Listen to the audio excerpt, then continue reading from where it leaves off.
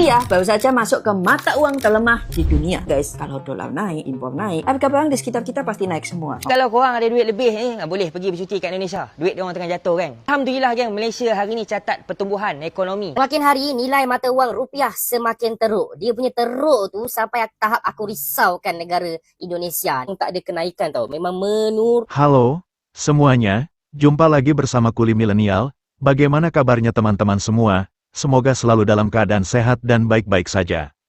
Nilai tukar rupiah atau IDR sedang anjlok drastis mendekati level Rp17.900 hingga Rp18.000 per dolar AS pada akhir Mei tahun 2026, menjadikannya salah satu mata uang dengan performa terburuk di Asia.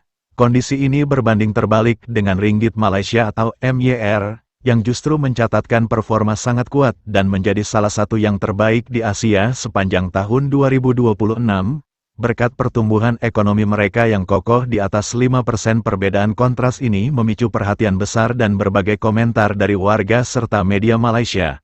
Duduk perkara keterlibatan komentar warga Malaysia. Situasi ekonomi yang kontras antara kedua negara tetangga ini memancing reaksi dari publik Malaysia di media sosial, sorotan media dan netizen luar negeri, termasuk Malaysia, menyoroti pernyataan Presiden Prabowo Subianto terkait pelemahan fiskal Indonesia. Warga Malaysia di platform digital seperti YouTube, TikTok, dan Instagram. Ia mengekspresikan keprihatinan serta simpati terhadap kondisi ekonomi masyarakat Indonesia yang terbebani oleh anjloknya nilai mata uang domestik. Rupiah baru saja masuk ke mata uang terlemah di dunia. Seperti yang kita tahu, rupiah sudah mencapai 17.800-an kemarin. Dan kita ada di urutan kelima mata uang terlemah. Sampai Menkeu Purbaya bilang ini karena sentimen global dan keadaan ekonomi kita masih solid. Tapi masalahnya guys, kalau dolar naik, impor naik, harga barang di sekitar kita pasti naik semua. Mau bensin lah, makanan, elektronik, HP naik semua. Aduh, yuk kita bahas. Nah, ini kalian bisa lihat di sini harganya pada naik ya. Sekarang uang 100.000 kita ini makin lama makin nggak ada harganya guys. Makin kecil nilainya. Anggap aja kalau kita bawa uang ini ke Singapura buat beli makan dan minum sekali aja di warung atau hawker center udah nggak cukup guys. Waduh, memang sih Pak Prabowo bilang kalau orang desa nggak pakai dolar, tapi bukan berarti mereka itu nggak terdampak pelemahan rupiah ya, karena banyak kebutuhan kita yang masih bergantung dengan negara lain, yang mana artinya kita harus impor dari luar negeri dan bayarnya pakai dolar. Sebagai contoh, pupuk dan pestisida para petani itu juga harus impor. Kalau rupiah melemah, harga pupuk mahal, petani di desa kena dampaknya, ya otomatis harga beras juga akan ikut naik kan, dan dirasain oleh semua orang di Indonesia, baik di kota maupun di desa. Apalagi buat teman-teman nih yang suka makan Indomie. Bahan bakunya Indomie itu kan gandum, yang mana kita impor 100% dari luar negeri. Makanya sampai ada yang bilang kalau harga Indomie bakal naik 3 kali lipat karena krisis ini. Nah, terus apakah krisis kali ini bakal sama seperti tahun 98 kok? Belum tentu ya guys. Walau tahun 98 memang rupiahnya pernah naik ke 17.000. Tapi di tahun 98 dia kan loncat dari 2.000 ke 16.000, yang mana kali 7. Nah, kalau sekarang kan cuma naik 16.000 ke 17.000-an, masih 10%-an aja, masih dalam batas aman. Kecuali kalau rupiah tiba-tiba loncat ke 100.000, ya itu beda cerita ya guys. Jadi tenang aja. Apalagi kalau kita lihat sekarang cadangan devisa dan perbankan Indo masih lebih stabil. Tapi tolong kita jangan bergantung pada pemerintah saja. Kita juga harus mulai menerapkan 3 hal ini. Pertama, kita harus mengurangi ketergantungan pada barang-barang impor. Kita mulai dukung produk-produk lokal. Dan kedua, mungkin kita harus mulai diversifikasi aset ya. Mungkin bisa mulai masukkan ke aset-aset non rupiah seperti emas, dolar, bitcoin, dan juga hyperliquid. Dan terakhir, tentu saja kita harus dukung pemerintah dan Menteri Keuangan supaya mereka bisa menekan rupiah agar turun lagi dan inflasi tetap terkendali agar ekonomi bisa berputar dengan baik. Semoga ekonomi Indonesia bisa bangkit lagi ya guys. Jadi gimana menurut kalian? Apakah rupiah akan terus melemah atau justru akan menguat setelah ini? Nilai mata wang rupiah Indonesia dilaporkan terus merosot sehingga mencecah paras terendah dalam sejarah ekoran konflik Asia Barat dan ketidaktentuan geopolitik global. Kebimbangan dalam kewangan pasaran serantau mula tercetus apabila kejatuhan nilai mata wang rupiah mencecah bawah 17.400 bagi setiap dolar. Rata-rata rakyat meluahkan kebimbangan sekiranya kelemahan mata wang itu akan mengheret kepada kenaikan harga bahan api serta peningkatan harga barangan keperluan import. Jatuhan terburuk itu memaksa Bank Pusat Republik berkenaan mengetatkan kawalan pasaran penukaran wang asing dengan menyekat pembelian dolar secara besar-besaran. Menerusi sekatan baru itu, pembelian melebihi $50,000 sebulan kini diwajibkan mengemukakan dokumen sokongan. Bagaimanapun, Gabenor Bank Indonesia Peri Warjio mendakwa nilai mata wang dolar tidak mencerminkan nilai sebenar ekonomi Indonesia yang disifatkan masih kukuh. Kemerosotan ini turut didorong oleh peningkatan bermusim permintaan dolar bagi pembiayaan jemaah haji serta pembayaran dividen korporat luar negara. Mata wang Indonesia rupiah merosot ke paras terendah sejak krisis kewangan Asia hampir 3 dekad lalu, berikutan kebimbangan terhadap kedudukan fiskal ekonomi terbesar Asia Tenggara itu. Bagaimanapun, ia kembali mengukuh sedikit selepas campur tangan Bank Pusat. Rupiah susut sehingga 0.5% kepada 16,640 berbanding dolar Amerika Syarikat, paras paling lemah sejak kejatuhan ketara yang berlaku pada Jun 1998. Kali terakhir mata wang itu diniagakan pada paras terendah hampir sebulan iaitu 16,560 sedolar. Setakat tahun ini rupiah telah kehilangan lebih 3% nilainya dan menjadi antara mata wang pasaran sedang membangun paling terjejas.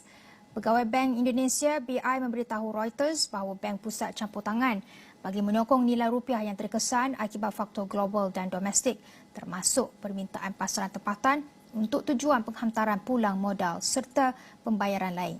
Kebimbangan terhadap kestabilan fiskal jangka panjang Indonesia turut meningkat susulan rancangan perbelanjaan populis Presiden Prabowo Subianto, carangan untuk menempatkan syarikat berkaitan kerajaan GLC di bawah sediaan dana kekayaan negara baharu serta perluasan peranan tentera dalam masyarakat awam.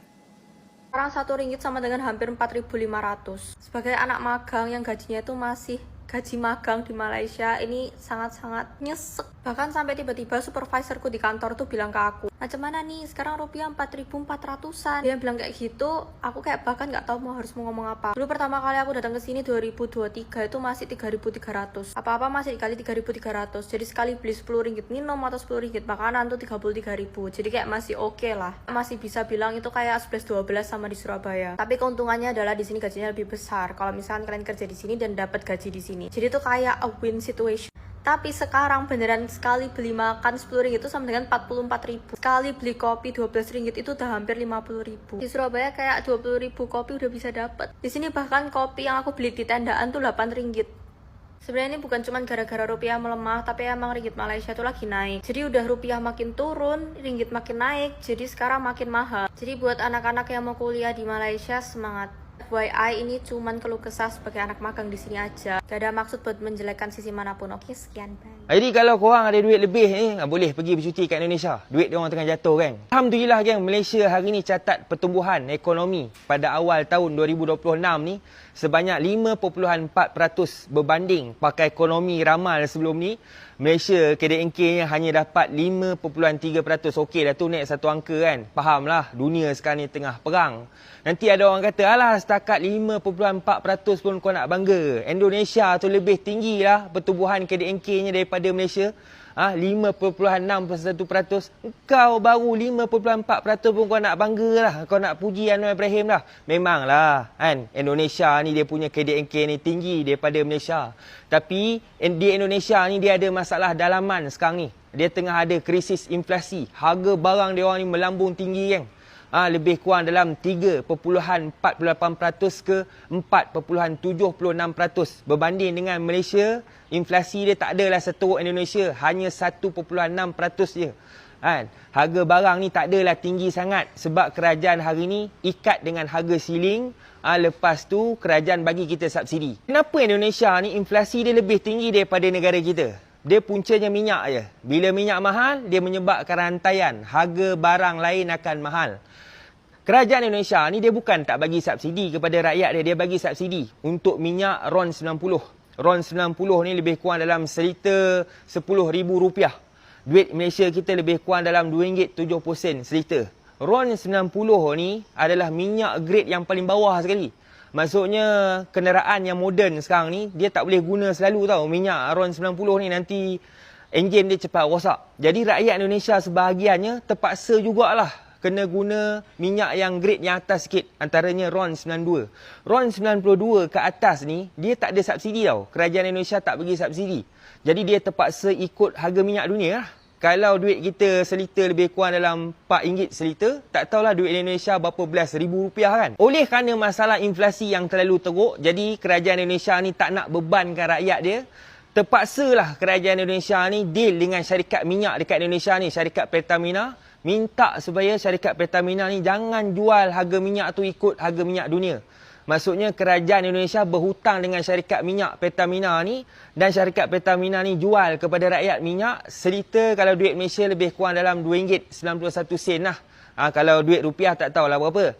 Kita Alhamdulillah di Malaysia ni geng, kita tak adalah guna RON 90, tak adalah guna RON 92, RON 95. Kerajaan tak perlu berhutang pun dengan syarikat minyak. Kita isi minyak dekat pam minyak tu, seliter baru RM1.99. Duit Malaysia pula hari ni tengah kukuh kan. Bawah RM4 1 USD. Berbanding dengan Indonesia, duit diorang ni tengah jatuh. 1 USD duit Indonesia lebih kurang dalam 17,000 lebih rupiah. Lagi satu pula, negara kita hari ni catat sejarah tau. Kadar pengangguran ni turun mendadak. Sebanyak 2.9% berbanding dengan waktu zaman COVID dulu 4.6%. Memang gila lah kau. Semakin hari nilai mata wang rupiah semakin teruk. Dia punya teruk tu sampai tahap aku risaukan negara Indonesia ni. Okey ke tak okey? Sebab kalau korang tengok graf penurunan tu memang sangat-sangat dahsyat tau. Dia macam langsung tak ada kenaikan tau. Memang menurun je setiap hari. So memang sekarang RM1 juta, ini screenshot yang bulan lepas, aku rasa sekarang pun lebih rendah daripada RM230 ni. Bila aku buat video macam ni, akan ada orang Indonesia yang balas katanya currency ni tak penting.